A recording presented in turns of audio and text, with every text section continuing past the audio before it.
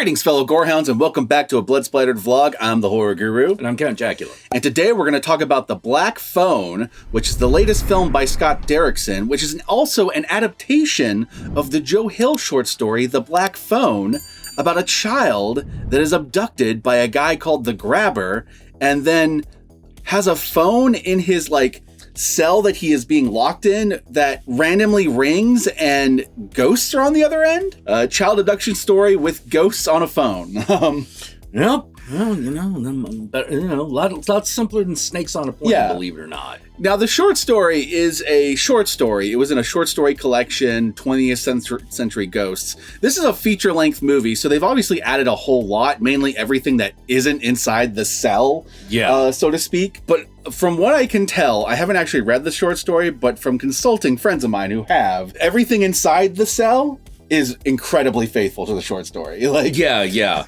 Well, you can tell because it's not a dialogue-heavy movie. No. You can see... You could tell that it's like a 25, 50-page short story. Yeah, absolutely. Particularly when you're just dealing with the main character. Yeah, just the abduction, just being inside the cell and just talking with the ghosts and trying to find a way to escape.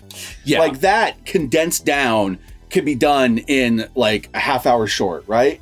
Yeah. This movie expands upon it a lot, though, by showing us a lot more of some of the other victims when they're abducted, leading up to our main character getting abducted, as well as the police investigation around trying to capture the Grabber, as well as the effects that the kids being abducted has on the whole town. Yeah. Including the main character's little sister, who has psychic powers. She has the Shining. She got the Shining. So to speak. Yeah, she got the Shining. For those of you who don't know, she doesn't actually have the Shining, but for those of you who don't know, Joe Hill is Stephen King's son. So the fact that his stories have that kind of supernatural, magical realism thing going on, well, like his dad's stories. There are a lot of Joe Hill stories that feel like they are in the Castle Rock universe, just in the town next door. Oh, yeah, like Nosferatu? Yeah, like Nosferatu. Yeah, 100%. That definitely feels like, okay, so this is happening in, the 90s, but if you go north enough, you're going to run into the Overlook Hotel. It's going to be right over there. Absolutely. This is a really great adaptation, and it's a really great movie. I do want to say, though, that in terms of horror movies, it might lean a little bit more on the thriller part of this horror scale, but there's still a lot of creepy shit in this. Yeah, it's not a gory film. No, it's not gory. It's also not very jump scary for the most part. My ultimate point is it's not a super terrifying movie. It's a very creepy and unsettling movie at times. Most of the movie is watching this kid after he's abducted try to find a way to escape, and the kind of thriller element of how do I escape? Okay, let's try these bars. Oh no, that won't work. Let's dig into the floor. Let's do this. And the level of horror story that it is actually reminds me a lot of Ghost, the Patrick Swayze movie. Yeah, I can see that to a certain extent. I mean, very different tone. Yeah, but it's that same kind of there's a supernatural element, but that's not the big bad thing. There's a supernatural helper. Yes. And it's a literal supernatural helper. Yeah, and in this case, it is a telephone. Yes. I think the thing that most people are going to come away with from this movie is how fucking good Ethan Hawke is as the Grabber. Yes. He is creepy as all hell. Now, granted, you don't see his face for... Well, that's what makes it so fucking impressive. Yeah. Is you don't actually see Ethan Hawke's face. No, at least not the whole of his face. Right. He wears various masks throughout. So unlike most horror movies where a killer will wear a mask and they wear the same mask throughout the entire story, this killer changes masks depending upon how he's feeling. You know, so when he's really upset, he'll be wearing a frowny face mask. When he's feeling very gleeful, he'll be wearing a much more smiley face mask. When he's feeling very somber, he will have the frowny face mask, but without the top on. Yeah. And he'll have various different combinations throughout. And you combine that with Ethan Hawke's performance, and man, is this character creepy. Oh, yeah. The thing that I really like about it is that you don't know what his actual motivation is. No, they don't tell you. You're not sure if he, wants to fuck this kid, or if this is some weird thing he gets off on punishing bad children, so he puts them in scenarios where they have to be bad in order to survive. Like, you're not quite sure, but one thing I do know is at the end of the movie, I kind of took away from the movie that the whole thing was a metaphor for abusive parents. Oh, definitely. Because the way he kind of behaves is a way an abusive parent does, where they set these traps, the kids fall for the traps, and then they beat the kid for falling for the traps. That's kind of the grabber's MO. And the fact that the main character comes from an abusive parent household, as we see at the beginning of the movie with the drunken dad who beats the shit out of his sister. There's definitely like a parallel there. There's a thing going on. One of the things I think is really interesting, it's another reoccurring theme in a lot of Joe Hill's stories. How to put it? Through Joe Hill's stories, you can tell Stephen King had a really bad alcoholism part of his life, like real bad. Here's the thing I noticed with Joe Hill stories as opposed to Stephen King stories. Yes. Stephen King stories often wrote a protagonist who has an alcohol problem. Yeah. Joe Hill writes stories about the children of protagonists who have alcohol problems. So the children are the protagonists in the Joe Hill stories, but if it were the Stephen King story, it'd be following the dad. Yeah, and I strangely enough, the Joe Hill stories are, if you are an alcoholic dad in a Joe Hill story, you are much more likely to come around and heal. Yeah. Because the alcoholism is coming from a place of total pain. Unlike most Stephen King stories where, like, Stephen King, because of self-hatred, will punish the shit out of his because, like, it's just like, they're just assholes. Yeah. You know, like, Stephen King alcoholics are just fucking assholes. You know, no redeemable quality, but, like, you know, the son goes, like, I knew there was good in your dad. I knew there was good in you. So, needless to say, massive fucking trigger warning for the beginning of this movie. Everything with the kids and their dad before he gets abducted is really rough. Like, not rough as in it's filmed badly. It's filmed amazingly. It's just really fucking rough to watch because you're watching pure child abuse. Like, it's uncomfortable. It's hard. If you have to look away, I get it. Like, oh yeah. Yeah. Also, massive trigger warnings because the story is about child abduction. So if you're a parent, it's probably going to scare you more than it would most people. Yeah. The other thing that I would say is that this is a survivor horror story. Yeah. You know, this is not, how to put it, it's not about good and evil. It's about life and death. Oh, absolutely. Absolutely. And they kind of paint that right at the very beginning by having a character kind of lay out, you know, man, you gotta stand up for yourself sometimes. Like, sometimes you just gotta bloody them to make a point. And in most stories, that would be the wrong thing to do. But in this story, it's actually the only thing. 100% correct. It's the only thing you can do other than die, you know? Because it's not about, well, they make it very clear. It's like, this is not about being a bully. This is about, hey, people are going to fucking fuck with you. Yeah, just absolutely. Because. Like, did you do anything? No, you didn't do anything. Like, this kid having to conquer the grabber is him metaphorically having to conquer abusive dad and bullies at school. Yes. Simultaneously. Yes. Child actors in this are great. Oh, yeah. By the way. They're very All good. of them. Whether it be the other kids that were abducted, whether it be the ghosts on the phone, whether it be the main character and his sister, they're fantastic. Especially the sister. I love the sister. Great. Yeah. The sister's, okay, it should say a lot that I generally don't really care for superly religious characters. I have like a couple exceptions, but religious characters tend to get on my nerves. The fact that the sister would go from like swearing up a storm to all of a sudden praying to Jesus so she could save her little brother. It actually worked for me. Like, well, it did, because like it's not. She has that crisis of faith. Yeah, because she's like, hey, Jesus, are you gonna help me keep my brother alive or not? And it also kind of makes sense because like she's got this power that she doesn't understand and she doesn't know where to turn. So where is she going to turn? Like, religion makes the most sense. Like, yeah, essentially go to the witch doctor. The dad didn't seem like he was particularly religious, so like obviously she kind of found it somewhere. Maybe the mom, you know? Yeah, you get the feeling that maybe the mom was. Yeah. You know? The other thing that I got to say about this movie, this is going to sound weird, given how much swearing and how much blood there is at the beginning of the movie. I actually would argue this is a children's movie. Even though it's got child abuse, it's hard to watch, there's a lot of swearing. There is murder. There is murder, and there is a child abductor.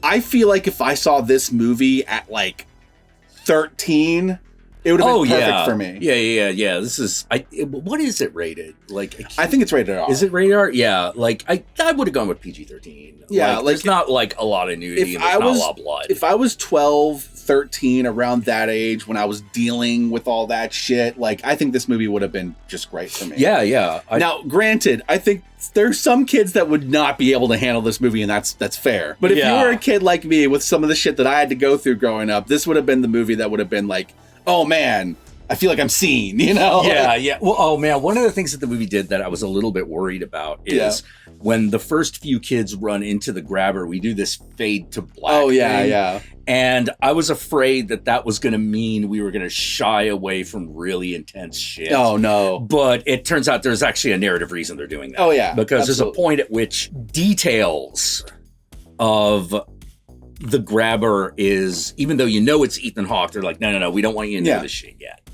Yeah, you know? We're not supposed to know it yet because we're supposed to follow the little sister as she's piecing things together with the vision she's getting in her dreams, as well as the things that she just finds along her. Yeah, and if we saw it on screen, then she would be catching up to us. Yeah, and that would make it a little bit more tedious. Yeah, that would. Yeah, it would start to feel a little bit like Sean Bean in Silent Hill. Oh God, it would start to feel really tacked on and pointless. Yeah. Just be like, I don't know why this is happening. Exactly. Whereas I think the way they did it, where they fade out so we don't actually see how the abduction takes place, I think it works well. Yeah. I would.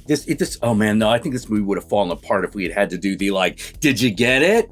Did you get it? Yeah. Huh? Exactly. Yeah, at that point, been like, dude, you just reminded me it was a movie. Yeah. You know, like I'm not supposed to feel that in the moment, not with this kind of film. Yeah. You know?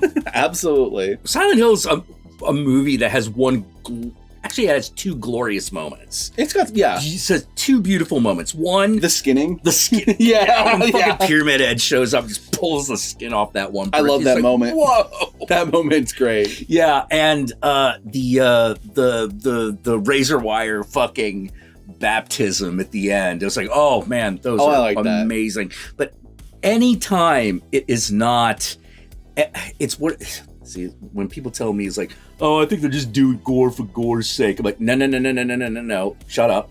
Shut up, you fucking Philistine. Because sometimes that's the best part of the goddamn movie. Yeah. Sometimes that is. Sometimes it's not, but sometimes it's the only thing worth watching. Sometimes gore for gore's sake saves the movie. Yes. It can happen. Yeah, it could have saved Silent Hill had it not had more basic problems. Now that's saying this isn't a particularly gory movie. There's a very bloody scene in like the first 15 minutes of the movie, and then later on when they start showing you the ghosts that he's talking to, you get like some implication of gore without actually seeing the gore. Yeah. There's not a lot of gore. There's not a lot of red. Yeah. You know.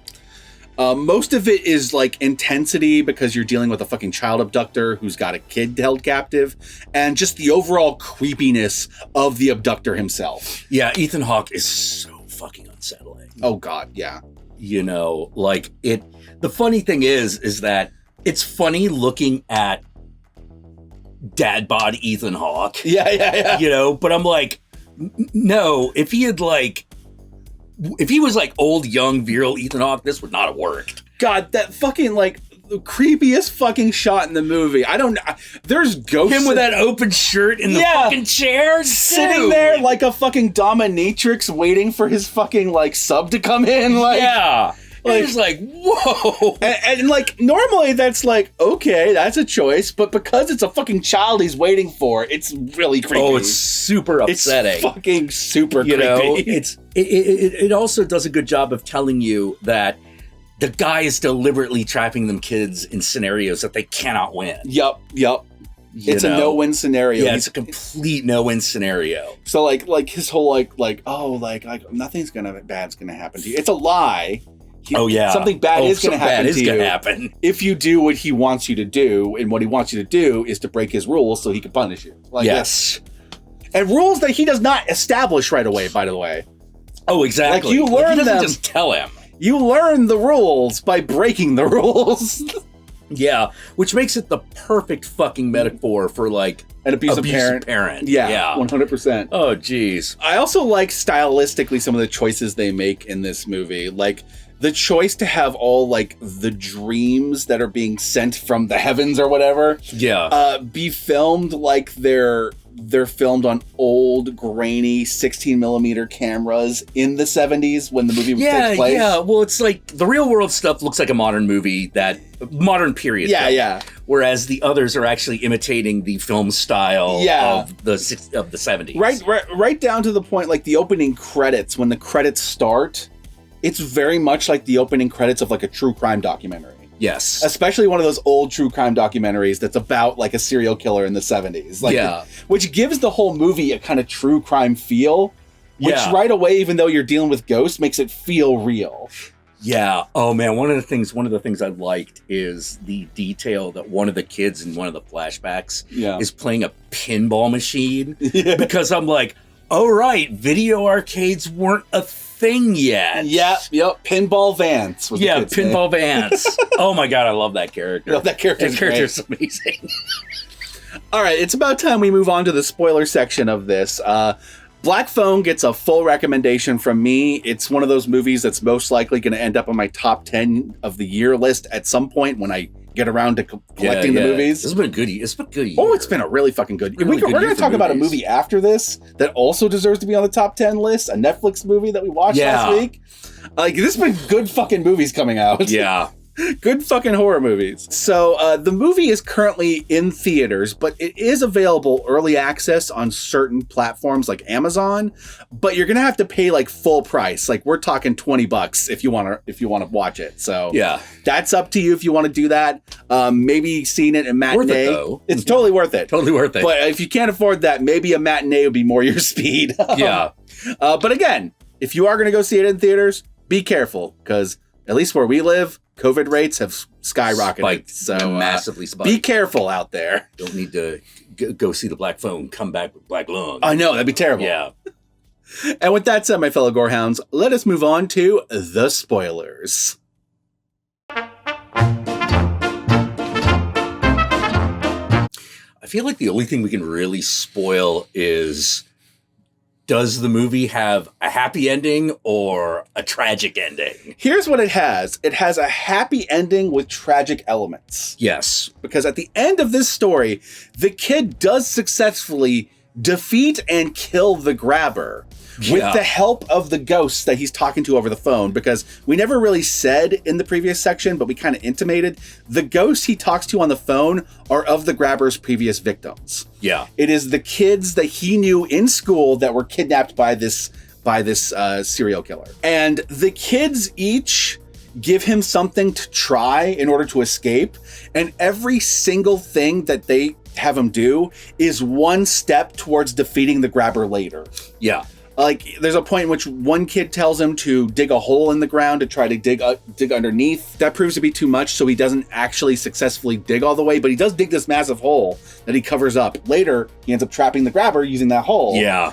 Another kid tells him of this cable that he pulled from underneath the wall that he wants the main character to use to try to climb up this what do you call it? Like when you're in a cellar. Yeah, it's a cellar window. There's a cellar window that's way too high for him because he's a short little kid. Yeah. And he's going to use this wire to try to latch onto it and climb up and get out. That proves to be fruitless because not only does the bars that he's latching onto break off, on the other end of the bars, there's a soundproof glass window that's blocking him. So even if he got up there... Oh yeah, that's another thing. The basement has been soundproof. Yes. And I like this because it's not just there to justify why it's so hard to find this kid. It's also there to justify how the kid is doing stuff and the dude not noticing. Yes, how he doesn't hear anything the kid's doing when he's doing the digging and stuff like that. How he doesn't hear the phone calls, even though he can hear the ringing when he's down there. Yeah. That's an element in the movie that the kid, the only reason why the kid can hear the telephone is because him, like his sister, have, let's just call it The Shining. Yeah, they got The Shining. It has no name in the movie, but it's basically The Shining. And they intimate that the killer has it too. And so he knows that the phone sometimes rings, but for him, no one's ever on the other end. Yeah, because they don't want to talk to him. So, yeah, it's soundproof so that they can't hear anything. And this also becomes a plot element because the killer, it turns out, has a brother that lives with him. Yes. And the brother is trying to, like, he's like one of those true crime obsessives who's trying to figure out the killer.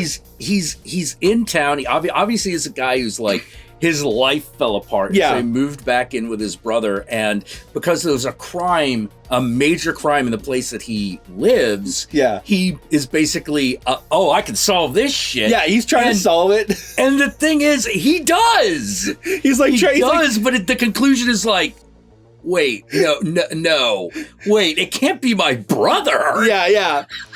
He's just sitting at home all day snorting coke and trying to piece together all the clues. Yeah. Then when he finally puts it all together, he's like, oh shit. Yep. Oh shit. And true, like, fucking dude who looks like they're about to rescue someone in a Stephen King style related story. Yeah. He gets an axe to the head. Yeah, he does. Yeah. Scatman Crothers. He gets the Scatman Crothers treatment. Yeah. Except to the head. Yeah. So so that rope ends up being used later to choke the killer. Another character, Pinball Vance. Yeah. One of the original victims of the grabber, one of the first ones.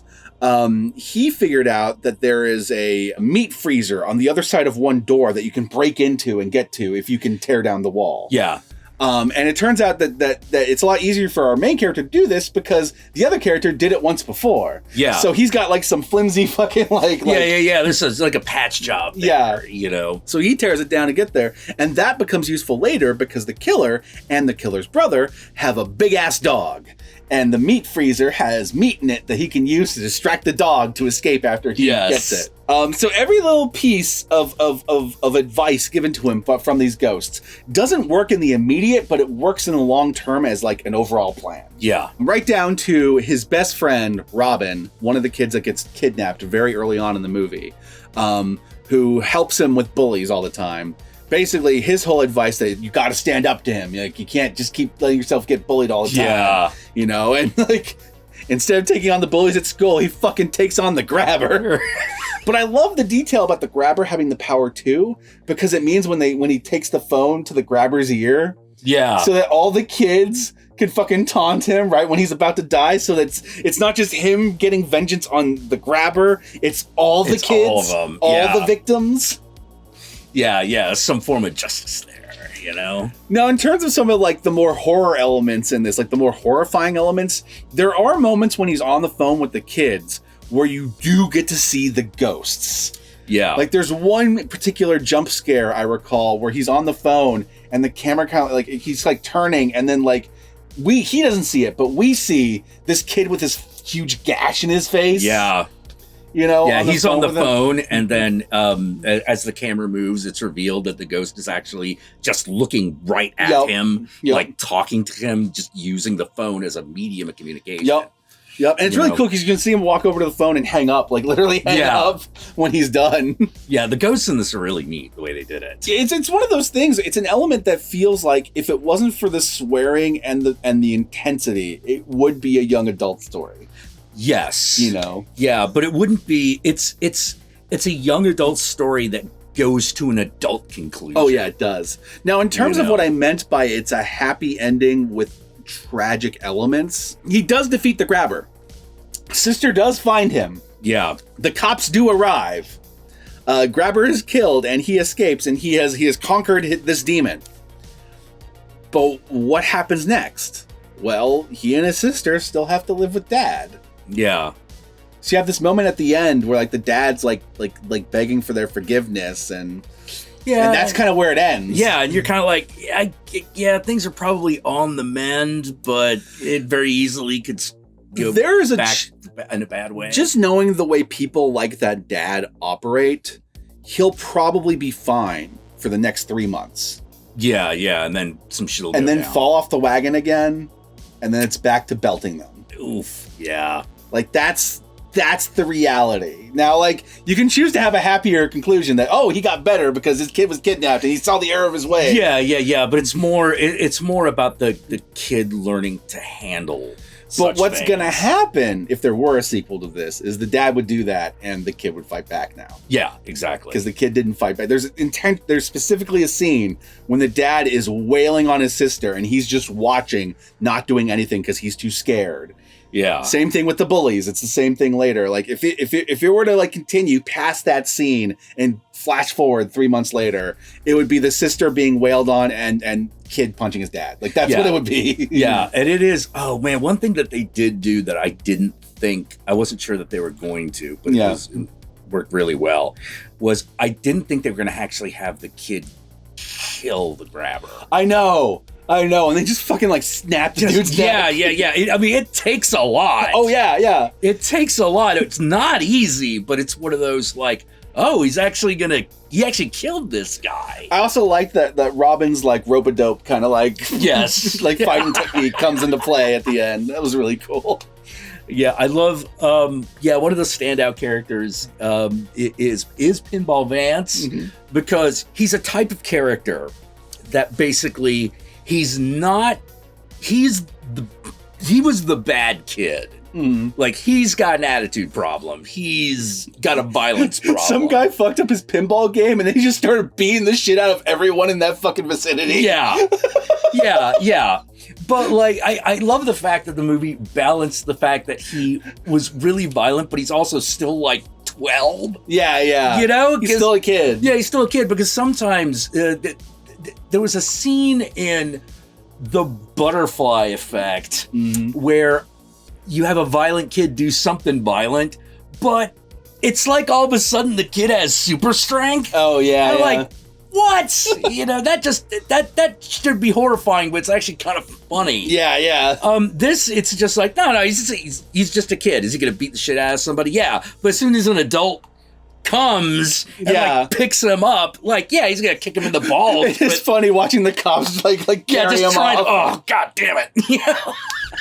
That actually led to one of my favorite scenes in the movie, which is when the sister is in her dream in the car in the back of the cop car with Vance trying to figure out where her brother is. Yeah. You know, and Vance is talking to her, but his voice is coming off over the phone too. And then later, at the very end of the movie, we realize he's not talking to either of them. He's talking to the grabber. Yeah. Because he says those same words again. Yeah. Yeah. And it very much is like, Vance very much is the like, represents the part of the character is like, no, just kill him. Yeah. This isn't about, no, fuck it, too dangerous. Just kill him. Another detail I really liked about this movie, because a lesser movie would have done something different. Most movies of this type would have had the main character be from a more middle-class household.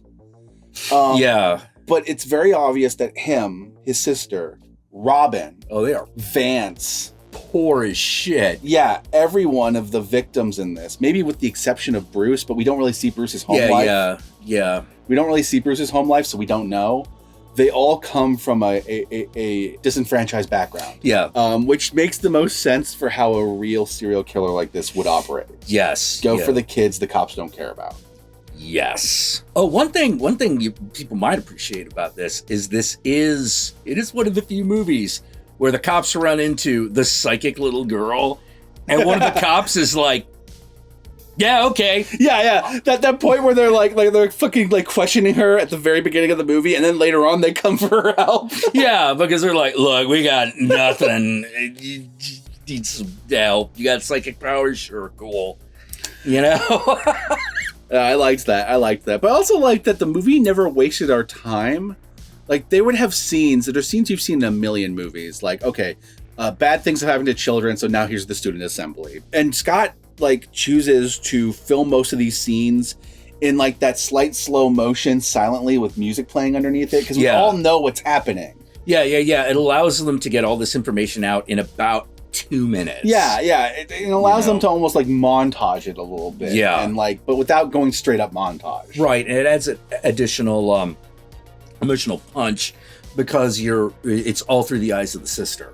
So like you're watching her like basically go through the motions of normal life. Like, we know exactly how it's happening, but we're feeling her emotion as it's happening. First and up front. That was really good. I like Scott Derrickson movies a lot. He did, what was the one he did that wasn't Doctor Strange? He did Sinister. That was the one he did with Blumhouse before this. Right. And before that, way back in the day, he did The Exorcism of Emily Rose. Right. This movie is very much...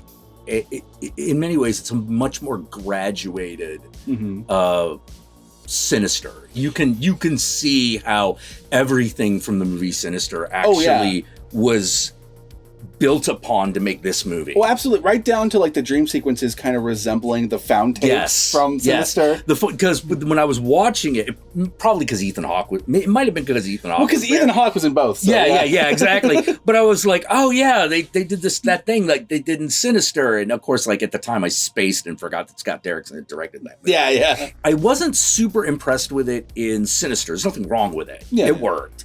But like this one, I was very impressed with it. It was like, oh yeah, no. We took all those tools and we improved them. And it's always really nice to see that progression. Like that one dream she has where the grabber has the balloons and is just laughing and like teleporting across the fucking screen. Very much like one of those Sinister tapes. Very much.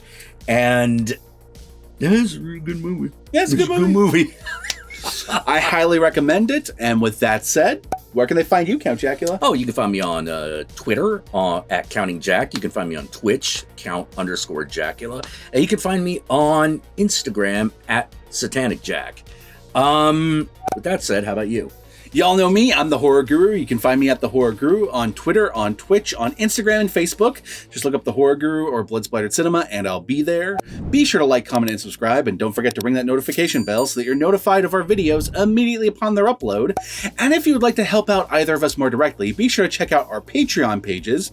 And remember, even if you go $1 a month, it can go a long way. His arm is mint. His arm is mint? Okay. His arm is mint. If you made it this far into the vlog, then I want you to comment below, and be sure to comment below using the hashtag #HisArmIsMint. Use that hashtag and work it into your comment however you please. That way I know. That way Jack knows.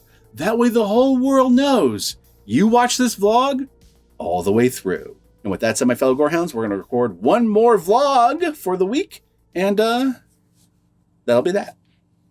Peace out.